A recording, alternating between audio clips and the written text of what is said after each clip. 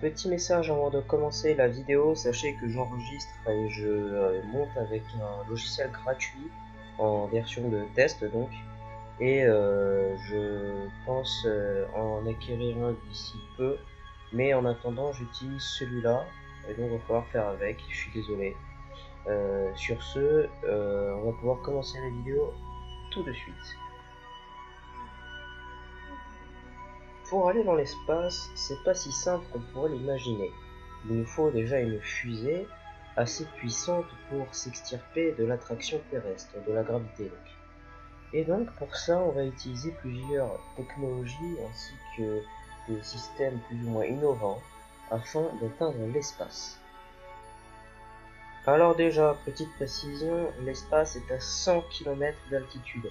Donc quand vous voyez des espèces de trucs style un ballonçon qui envoie des trucs dans l'espace, machin, c'est pas dans l'espace. Ça va à seulement 40 km, 50 je pense pour les meilleurs, mais sinon c'est pas dans l'espace, c'est vraiment à la frontière. Donc première chose, la chose qui me frappe le plus quand on regarde une fusée pour la première fois, c'est son immense réservoir de fuel pour son tout petit réacteur par rapport à sa taille. Alors, quand on voit ça, on peut se demander comment la fusée fait pour voler avec un immense réservoir de carburant avec un si petit réacteur. Alors ça, c'est toute la force du réacteur, du système qui est en dessous, et ensuite de la technologie qui va avec, et on va voir ça dans cette vidéo. Alors déjà, quand on regarde un réacteur de plus près, on peut distinguer plusieurs parties.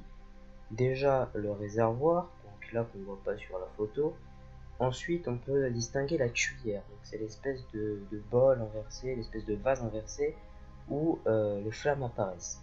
Donc en fait, là où le système est ingénieux, c'est que on a un système très bien pensé de refroidissement qui utilise des turbopompes et qui permettent à la tuyère de ne pas fondre. Donc concrètement, ce qui se passe, c'est qu'on utilise un mélange très inflammable et très explosif pour refroidir une tuyère. Donc, comme vous pouvez le voir sur l'image, on a deux circuits bien distincts. Donc on a le premier circuit en bleu où le carburant va directement dans la tuyère pour exploser tout simplement. Et le deuxième circuit en jaune qui va tout simplement refroidir la tuyère pour ne pas qu'elle fonde tout simplement. Donc en gros ce qui va se passer c'est que les turbopompes, donc c'est comme son nom l'indique, des pompes qui vont aspirer le carburant, et ce carburant en fait dans ces deux circuits va être aspiré de la même manière, c'est à dire que si on met un flot très puissant d'un côté pour une combustion très nourrie, de l'autre côté on va avoir un débit très important pour refroidir de manière efficace la tuyère. Donc après je crois que le carburant du circuit numéro 2, donc de refroidissement, est mélangé avec celui du circuit numéro 1 afin de faire encore plus de combustion, de ne pas gâcher de carburant, mais j'en suis pas très sûr. Je crois que sur certaines fusées, ça reste un circuit fermé et ça fait des tours. Donc ça c'était pour le système de refroidissement. Donc ensuite on peut voir la forme de la tuyère, ça fait une forme de vase avec un côté où ça se referme un petit peu. Alors ça c'est pourquoi. Alors on a une chambre de combustion assez large dans laquelle le gaz va exploser ou le carburant va exploser de façon à produire une énergie assez considérable. Mais pourquoi ça se referme? Pour qu'il y ait une plus grande pression. Alors faites le test chez vous. Quand vous soufflez avec la bouche grande ouverte, vous ne sentez pas forcément de force sur vos joues. Alors que si vous refermez un petit peu la bouche, eh bien vous allez sentir un peu plus de force et donc l'air va passer plus vite et donc produire plus d'énergie. Ça, c'est ce qu'on appelle la pression, et donc on va utiliser ce système dans les fusées et aussi l'aéronautique avec les réacteurs. Et donc c'est pour ça qu'il y a cette espèce de petit retroussement ou ce petit rétrécissement. C'est tout simplement pour que la poussée soit plus puissante. Ensuite, ce qui peut nous frapper, c'est les immenses boosters qu'il y a sur les côtés de la fusée. Alors ça, c'est des boosters très souvent à poudre, c'est-à-dire qu'il y a une poudre semblable à la poudre à canon, dans laquelle, enfin très explosif, et qu'on peut allumer, qui est très puissante, mais qui a pas mal de désavantages, notamment celui de se vider très vite. Donc les réacteurs se vident très vite, et donc très souvent on en met beaucoup et détachables. Et ensuite, on ne peut pas les éteindre. C'est-à-dire qu'en cas d'urgence, on est obligé de les faire exploser. Alors que les boosters, par exemple, à ergol liquide, on n'est pas obligé de les éteindre. Enfin, quand il y a un problème, on peut les éteindre complètement. Certains ne se rallument pas, mais ça n'a pas d'importance quand la fusée est en phase d'exploser et de se cracher et peut-être de tuer les gens. Et donc ces boosters, on les utilise par exemple sur Ariane, sur les côtés. Les gros boosters qu'on a sur les côtés s'appellent les AEP. Et donc c'est des boosters à poudre. Et sur plein d'autres fusées, on peut voir d'autres boosters à poudre qui servent à propulser la fusée. Alors très souvent, ces boosters, une fois qu'ils sont complètement usés, on les largue dans l'eau ou sur les terres, mais avec un parachute. Et on soit les récupère, soit ils s'écrasent complètement et on les réutilise pas. On récupère juste le métal et c'est bon. Je sais que sur Ariane, on récupère les boosters, mais je ne connais pas d'autres fusées à part celles de SpaceX où on récupère les premiers étages. Ensuite, ces boosters, ils ont un autre avantage, celui de ne pas coûter très très cher. Parce que la poudre, c'est la poudre un petit peu, c'est un peu comme de la poudre à canon, et au lieu de construire des munitions de fusil, on va plus construire des fusées à la place. Et donc ça, on peut les détacher grâce à des espèces de systèmes de verrous, donc comme avec un harnais, sauf que c'est piloté à distance et c'est pas comme un harnais finalement, c'est un peu plus balèze. Et donc ça nous permet de nous envoler rapidement dans l'espace en déployant une grande énergie, mais avec quand même de sacrés risques. Donc, une fois que ces boosters sont détachés, le premier étage, donc celui avec juste de l'ergol liquide, donc ce avec la tuyère qu'on a vu juste avant, euh, fonctionne sans booster, donc sans aide. Mais à cette altitude, c'est déjà suffisant. Donc les boosters sont censés aller jusqu'à peu près 20 km, ce qui permet à la fusée d'avoir besoin de moins d'énergie pour s'envoler, et donc pas besoin de booster.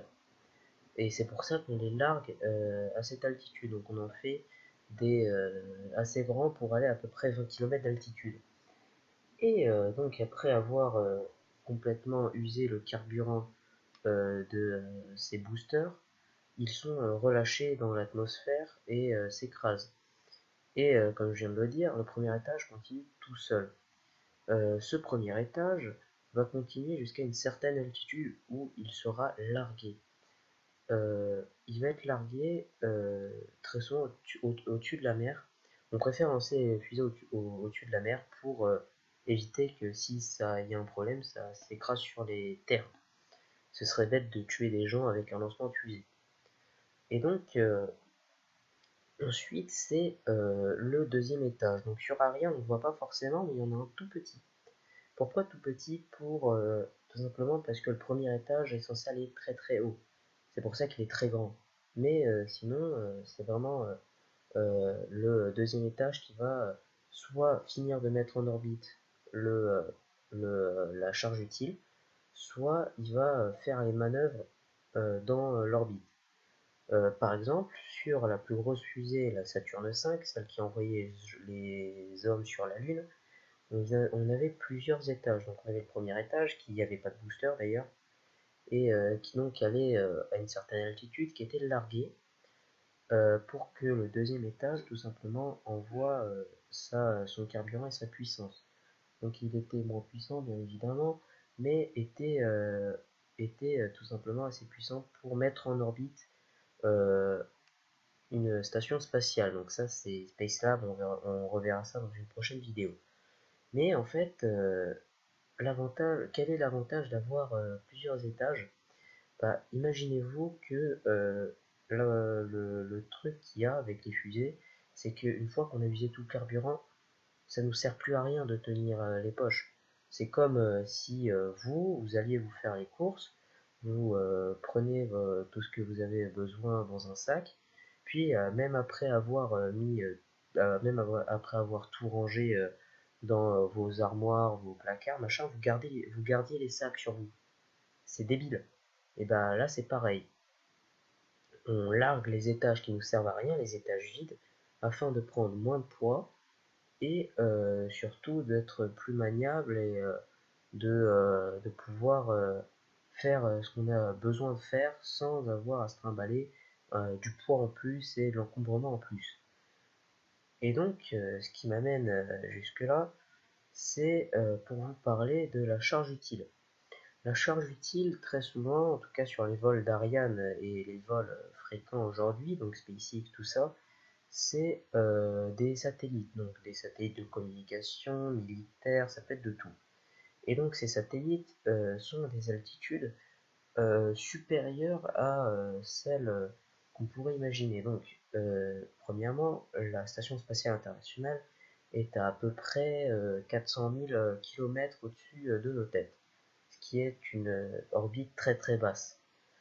Ensuite, on a les satellites qui sont dans une orbite soit géostationnaires, donc en fait qui sont tellement hauts, qui sont complètement synchronisés avec toujours le même endroit de la surface de la Terre, ou alors ils sont simplement en train de faire des tours autour de la Terre à une altitude plus éloignée, mais qui reste quand même dans l'orbite basse. Ça, on verra ça après, les différentes orbites. Il faut savoir quelque chose, envoyer quelque chose en orbite, ça demande énormément de ressources.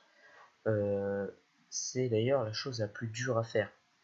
Vous verrez, peut-être si vous jouez à KSP ou si vous êtes un petit peu connaisseur dans ce sujet, vous remarquez, vous savez peut-être déjà que envoyer quelque chose en orbite, c'est le plus dur. Une fois que c'est en orbite, il y a juste à faire 2-3 manœuvres et c'est relativement facile.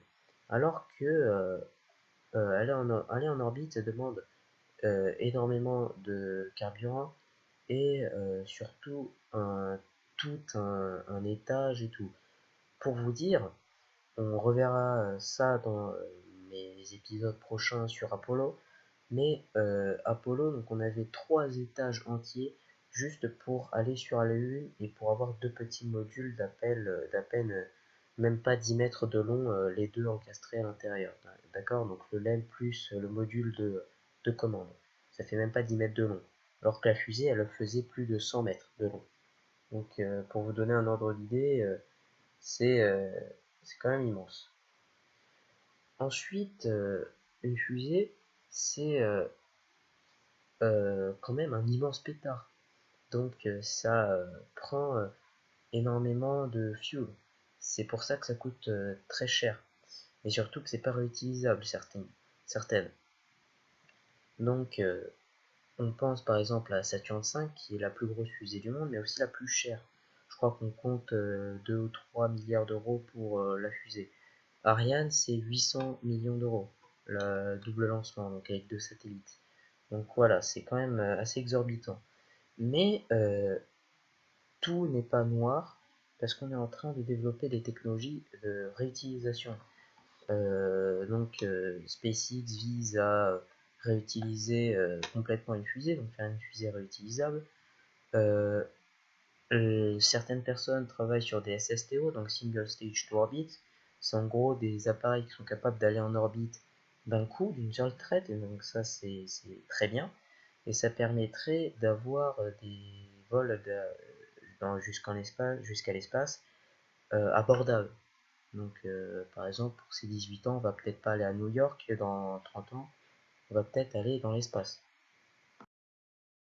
Tout ça pour conclure que ce sont quand même des technologies qui sont en développement donc des technologies qui sont en phase de construction et de préparation.